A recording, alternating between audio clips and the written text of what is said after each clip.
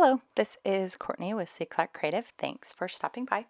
I have some fall thanks cards today that starts with some alcohol ink blending. So the colors I'm starting with today, they're all Tim Holtz alcohol inks. And I have Espresso, Latte, Sienna, Honeycomb. I'm also using alcohol blending solution and some isopropyl alcohol, 91% in a mini mister.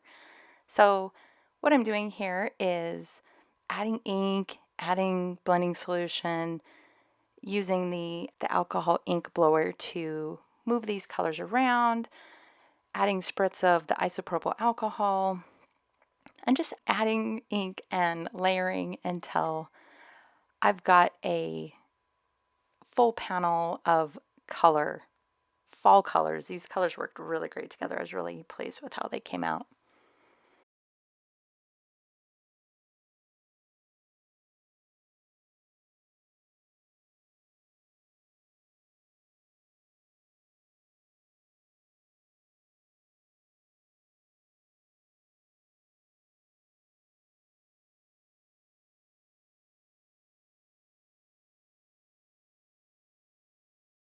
Once I was happy with my panel, I just set it aside and let it dry while I gathered the supplies for the next step. So the alcohol lift ink I've been wanting to try for a while, so I finally picked up a pad, and this is the first time I've used it, and we'll see. It didn't turn out quite like I liked. I need to play around with it a little bit more. But what I'm starting with is placing my panel in the Misti and then taking a sheet of Neenah Solar White Classic Crest 80-pound cardstock and hinging it above. So what I do here is I stamp my image, and this image is Simon Says Stamp Autumn Greetings stamp set. It's the Thankful for You.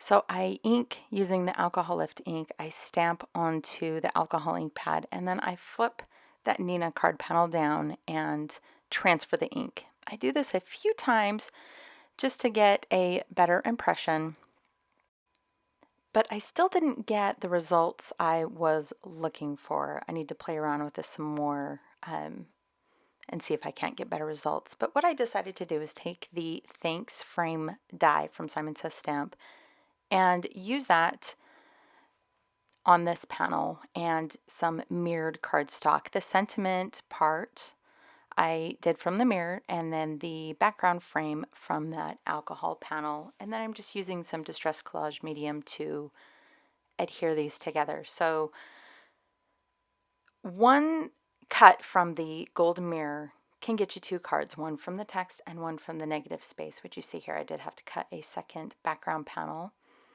but I have two sentiments here for two cards. I needed to frame this out a little bit more because that sentiment is small. It's only about 3/4 of an inch by about 2¼ inches.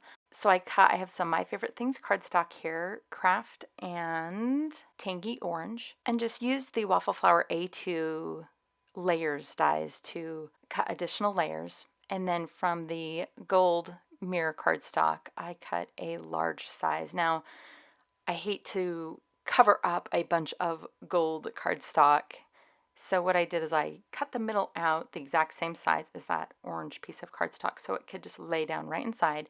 And then I set aside those gold rectangles to use on a future project, and that way I'm kind of maximizing that cardstock. So just Distress Collage Medium to layer these up, and these cards are complete.